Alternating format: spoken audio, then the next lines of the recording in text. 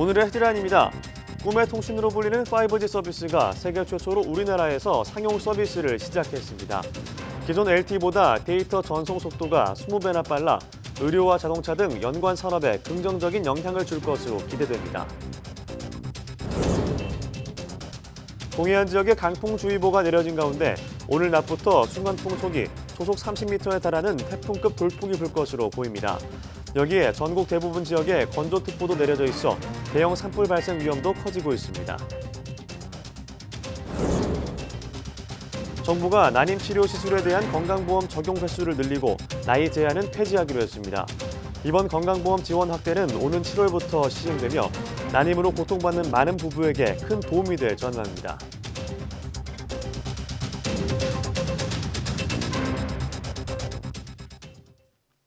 여러분 안녕하십니까? 사이언스 투데이입니다. 일반인 대상 5G 스마트폰 이동통신 서비스가 어제 국내에서 세계 최초로 시작됐습니다.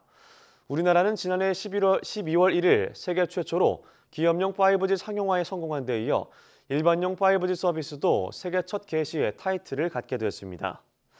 SK텔레콤은 어젯밤 11시 아이돌 그룹 엑소 월드스타 김연아, 뇌성마비를 극복한 수영선수 윤성혁 씨 등 5명의 첫 5G 가입자에 대한 서비스를 개통했습니다. 같은 시각 KT는 대구 동성로 KT 직영점에서 KT 직원 가족의 단말기를 개통했습니다. 이로 가입자는 대구에 거주하는 이지은 씨로 이 씨의 남편은 대한민국의 최동단인 독도와 울릉도에 5G 네트워크 구축을 담당하고 있는 통신사 직원입니다. LG U+도 서울 종로 3가 대리점에서 1호 가입자인 유튜버 김민영 씨와 개통 행사를 열었습니다. 이 통사들이 내일 개시하려던 일반용 5G 서비스를 조기 개통한 것은 애초 오는 11일 5G 서비스를 개시할 예정이던 미국 이통사 버라이즌이 오늘 조기 개통할 것이라는 관측이 제기된 데 따른 것으로 전해졌습니다. 국내 일반 5G 스마트폰 가입자를 대상으로 한 개통은 예정대로 내일부터 이루어집니다. 유영민 과학기술정보통신부 장관은 세계 최초로 5G 이동통신 상용화에 성공한 것과 관련해 우리나라가 명실상부한 정보통신 최강국임을 다시 입증했다고 밝혔습니다. 유 장관은 5G가 자율주행차와 무인 로봇 등 지금껏 상상 속에서만 머물던 서비스를 실현하고 다양한 산업과 융합을 통해 새로운 혁신과 부가가치를 창출하게 될 것이라고 덧붙였습니다. 이어 다른 나라보다 5G 시대를 앞서갈 수 있게 된 만큼 세계 최고의 5G 강국으로 거듭나도록 국가 역량을 총결집할 것이라고 강조했습니다. 앞서 전해드린 것처럼 이른바 꿈의 통신으로 불리는 5세대 5G 서비스가 세계에서 처음으로 시작됐는데요. 스마트폰으로 음성과 데이터를 주고받는 시대를 넘어 인공지능이나 자율주행차 같은 최첨단 서비스가 우리 일상 곁으로 성큼 다가올 전망입니다. 먼저 김현우 기자의 보도입니다. 4, 2, 1. 지난해 12월 1일 세계 첫 5세대 이동통신 5G 서비스 상용화를 위한 전파가 송출됐습니다. 세계 최초를 알렸지만 전용 스마트폰이 없어 기업용 서비스만 일부 가능했습니다. 이후 넉 달 만에 전용 스마트폰이 출시되면서 본격적인 5세대 이동통신 시대가 열린 겁니다. 5G는 초고속으로 대용량의 데이터를 순식간에 주고받을 수 있는 꿈의 통신으로 불립니다. 현재 4세대 LTE보다 데이터 전송 속도가 20배가량 빠릅니다. 고화질 영화 한 편을 내려봤는데 1초면 충분합니다. 5G 서비스는 의료와 자동차 등 다양한 산업과 결합해 새로운 성장 동력을 만들어낼 수 있습니다.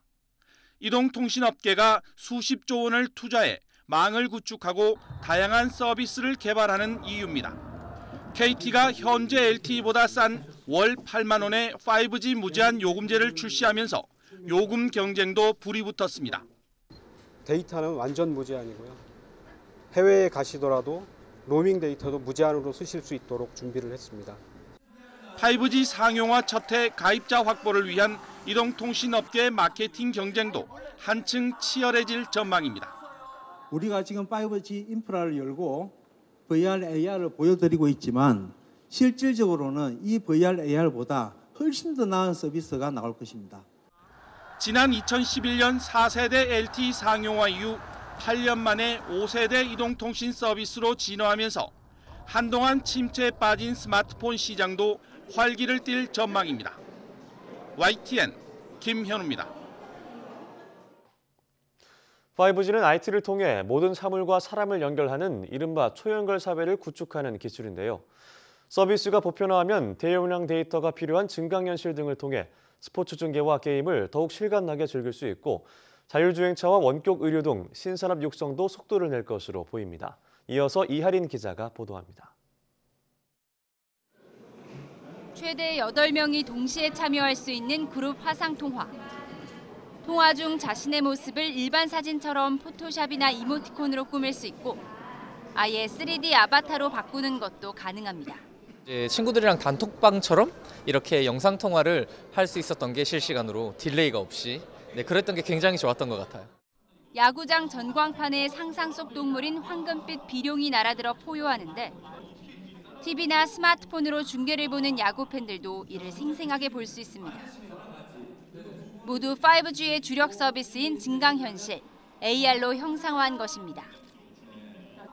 경기장 구석구석 원하는 곳을 확대해보거나 순간순간 놓친 장면을 다시 보고 공연하는 아이돌 스타의 작은 몸짓과 표정 하나까지 감상할 수 있는 것도 5G 기술 덕분입니다.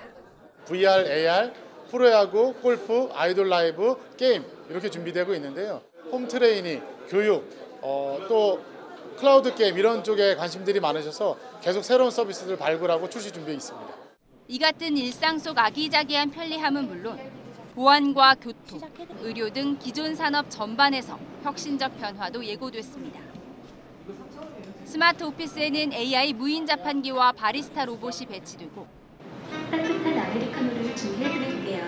빌딩 제어 시스템이 진화하면서 무인 점포도 늘어날 전망입니다.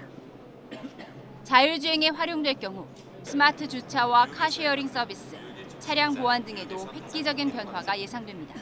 홀로그램을 통한 영상 통화라든가 또 원격 진료처럼 먼 곳에 있는 이런 의료 행위들도 충분히 가능한, 즉 우리의 머릿속에서 상상만 했던 것이 현실화되는 계기가 될 것 같습니다. 막연한 개념이었던 5G가 휴대전화 단말기를 통해 일상 속으로 들어왔습니다. 모든 사물과 사람을 거미줄처럼 연결한다는 이른바 초연결 사회를 구축해 4차 산업혁명을 이끌 거란 기대감 속에 다양한 콘텐츠를 개발하고 점점 더 교묘해지는 사이버 공격에 대비해야 하는 것은 과제로 남아 있습니다. YTN 이하린입니다. 구글의 인공지능 음성인식 비서 구글 어시스턴트가 유명 연예인의 목소리로 사용자에게 필요한 정보를 알려주는 서비스를 시작했다고 현지 언론이 보도했습니다. 구글 어시스턴트에 담긴 첫 번째 목소리 주인공은 미국의 유명 가수 겸 작곡가 존 레전드입니다. 구글은 유명인 목소리 서비스가 구글 어시스턴트의 데뷔 이래 가장 인기 있는 기능 가운데 하나가 될 것이라고 소개했습니다. 앞서 구글은 지난해 개발자 회의에서 6명의 유명 인사 목소리를 서비스하겠다고 밝힌 바 있으며 나머지 5명의 인물은 아직 공개하지 않았습니다.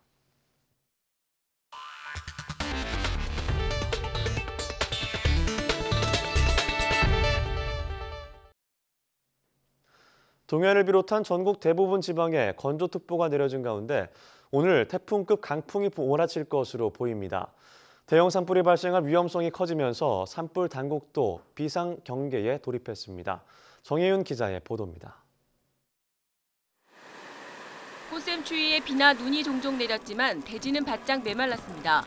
봄 날씨답게 바람이 강하게 불면서 습기를 날려버리기 때문입니다. 급기야 서해안을 제외한 내륙 대부분 지방에 건조특보가 확대 발령됐습니다. 산림 지역은 불씨만 떨어지면 바로 화재가 발생할 수 있는 화약고나 마찬가지인 셈입니다. 그런데 여기에 오늘부터 강한 바람이 가세할 것으로 보여 비상이 걸렸습니다. 내륙은 초속 15m, 산간 지역은 20m에 육박하는 돌풍이 몰아칠 가능성이 큽니다. 남쪽에는 고기압이, 북쪽으로는 저기압이 자리 잡으며 등압선이 무척 조밀해졌습니다. 초속 15m 안팎의 강풍이 불 것으로 보여 대형 산불의 위험성이 무척 큽니다. 2000년 동해안 산불, 2005년 양양 낙산사 산불 등 대형 산불이 모두 4월 봄 강풍이 부는 시기에 발생했습니다. 산불 위험 지수가 높게 산출이 되고 있고요. 이번 주말까지는 이 수치가 계속 유지될 걸로 보고 있습니다. 그리고 산불 재난 국가 위기 경보가 지금 경계 단계이고요. 비상 대책 기간에 들어갔습니다. 특히 이번 주말에는 한식 성묘와 봄꽃 나들이개까지 몰릴 것으로 보여 입산자들의 산불에 대한 각별한 경계가 필요합니다. YTN 정혜윤입니다. 난임으로 고통을 받는 사람이 매년 20만 명을 넘고 있습니다. 정부는 난임 치료 시술의 연령 제한을 폐지하고 건강보험을 적용하는 횟수도 확대하기로 했습니다. 한영규 기자가 보도합니다. 결혼한 부부가 피임하지 않았는데도 1년 동안 임신이 되지 않으면 난임으로 간주합니다. 여성의 결혼 연령이 높아지는 만원이 늘어나면서 난임으로 고통받는 부부가 늘고 있습니다. 2010년 이후 매년 20만 명 이상이 난임으로 진단받고 있습니다. 난임으로 진단되면 먼저 자궁 내에 정자를 주입하는 인공수정을 하게 됩니다. 인공수정을 3차례 시도해도 임신이 되지 않으면 흔히 시험관 아기로 불리는 체외수정을 하게 됩니다. 지금은 워낙 35세 이상이 많기 때문에 임신을 하려고 보니까 나이가 이제 좀 어려워지는 나이가 되는 거죠. 그러다 보니 인공수정을 하든 시험관을 하든 평균 기대치가 많이 떨어지게 돼 있어요. 보건복지부는 난임치료 시술에 건강보험을 적용할 때 현재 여성 기준으로 만 44세 이하인 연령 제한을 폐지하기로 했습니다. 또한 인공수정은 5번, 신선배아 체외수정은 7번, 동결배아 체외수정은 5번까지 건강보험 적용 횟수를 확대하기로 했습니다. 다만 추가로 적용되는 횟수에 대해서는 본인이 50%를 부담하도록 했습니다. 임신을 계획 중인 부부가 난임 여부를 미리 알아보는 검사를 하거나 임신 관련 교육이나 상담을 받을 때도 건강보험을 적용하는 방안을 마련하기로 했습니다. 난임에 대한 건강보험 지원 확대는 오는 7월부터 시행됩니다. YTN 한유규입니다. 국내 연구진이 노화로 인해 나타나는 퇴행성 관절염의 구체적인 발병 원인을 밝히고 이를 치료할 수 있는 실마리를 찾아냈습니다. 서울대 연구팀은 노화로 인해 발생한 활성산소가 세포의 DNA를 손상하고 결국 연골세포를 퇴화하게 한다고 밝혔습니다. 연구팀은 노화한 연골세포에서 연골을 파괴하는 특정 마이크로 RNA가 생성되면서 퇴행성 관절염이 일어난다고 설명했습니다. 연구팀은 더불어 이 마이크로 RNA를 억제할 수 있는 물질을 개발해 퇴행성 관절염 치료제 개발 가능성도 확인했습니다. 미국 식품의약국 FDA는 전자담배 흡연과 젊은 흡연자들에게서 나타난 발작 증상의 연관성에 대해 조사하고 있다고 CNN이 보도했습니다. FDA는 최근 자발적 조사에서 담배류 제품 부작용에 대한 일련의 보고가 있었는데 특히 베이핑으로 불리는 전자담배 흡연이 급작스러운 발작 등 응급 상황으로 이어진 사례가 여러 건 나왔다라고 말했습니다. FDA는 독성 통제센터 조사를 통해 전자담배 흡연 도중 발작을 일으킨 35건의 사례를 수집했다고 밝혔습니다. FDA는 수집된 사례는 자발적 보고이기 때문에 실제로는 이보다 훨씬 더 많은 발작 증상이 발생했을 수 있다라고 덧붙였습니다. 스콧 고틀립 FDA 국장은 전자담배와 발작이 직접적인 연관이 있는지 발작 증상의 원인이 전자담배 흡연 때문인지에 대한 확신은 없는 상태라면서 하지만 공중보건과 관련된 사안이기 때문에 초기 정보를 공유하고자 하는 것이라고 말했습니다.